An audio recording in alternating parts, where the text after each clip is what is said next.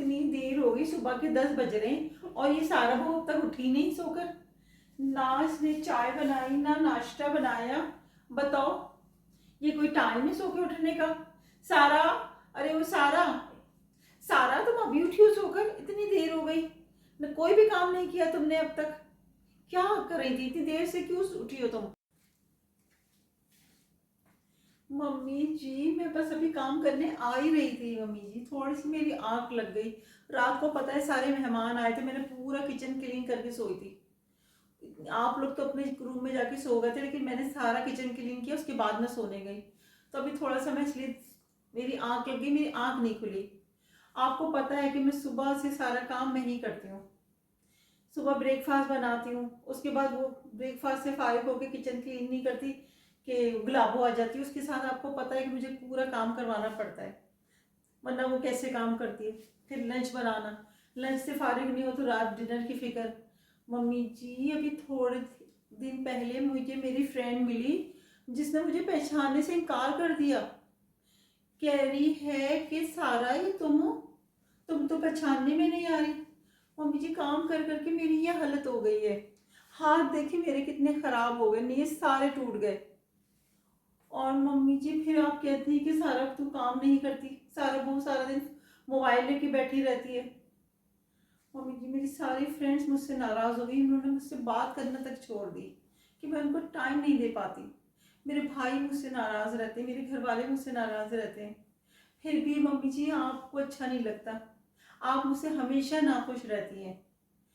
जब मैं अपने घर में थी, मेरी शादी नहीं हुई थी, क्या लाइफ थी मम्मी जी मेरी, कितना अच्छा लगता था। यकीन करें अभी मुझे ख्याल आता है तो लगता है वो लाइफ एक ख्वाब थी।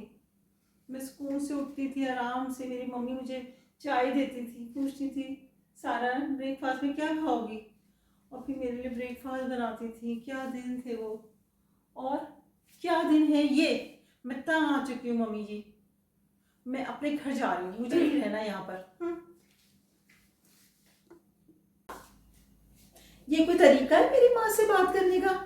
ये मेरी माँ है और तुम्हारी सास है, और सास भी माँ की तरह होती है, और माँ के कदमों तले जन्नत होती है, चाहे वो सगी माँ हो या सास हो। समझी तुम?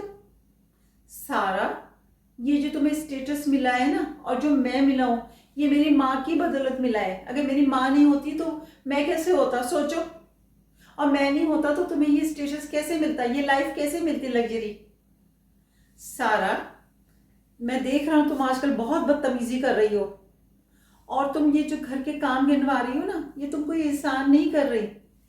दुनिया में सारी औरतें काम करती हैं, और तो और बाहर के मुल्कों में देखो, औरतें घर का भी काम करती हैं और बाहर का भी काम करती हैं, और बच्चे भी संभालती हैं। और हमारे यहाँ पे कुछ बहुत सी ऐसी औरतें भी हैं जो बेचारी नौकरी भी करती है, घर आके बच्चे भी संभालती हैं, घर के काम भी करती है, लेकिन उनके माथे पे जरा सी भी शिकन नहीं आती।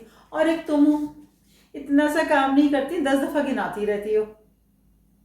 सारा, मैं देख रहा हूँ कि तुम बहुत बदतमीजी करने लगी हो। अपनी माँ की इज्जत करो, सास भी माँ की तरह है। जैसे तुम अपनी माँ की इज्जत किया करती थी, वैसी जब तुम इस घर में आई हो तो मेरी माँ की भी इज्जत करो। क्या हुआ, इस माँ में उस माँ में कोई फर्क है क्या? ये मेरी माँ तुमको प्यार नहीं करती? आखिर ये सारी औरतें जब ससुराल जाती हैं तो सास को अपनी माँ क्यों नहीं समझती? सारी खवातीन को चाहिए कि वो सास को भी माँ की तरह समझे, माँ की इज्जत जैसे करती है सास की भी इज्जत करे, तो लाइफ अच्छी गुजरेगी, लाइफ में कोई टेंशन नहीं होगी। लेकिन नहीं, ये औरत ही औरत की दुश्मन है हमारे समाज में। सारा, मैं तुम्हें देख रहा हूँ, और ये आखिरी फोन कर रहा हूँ मैं तुम्हें कि आइंदा मेरी माँ के साथ बदतमीजी नहीं करना, समझे तुम?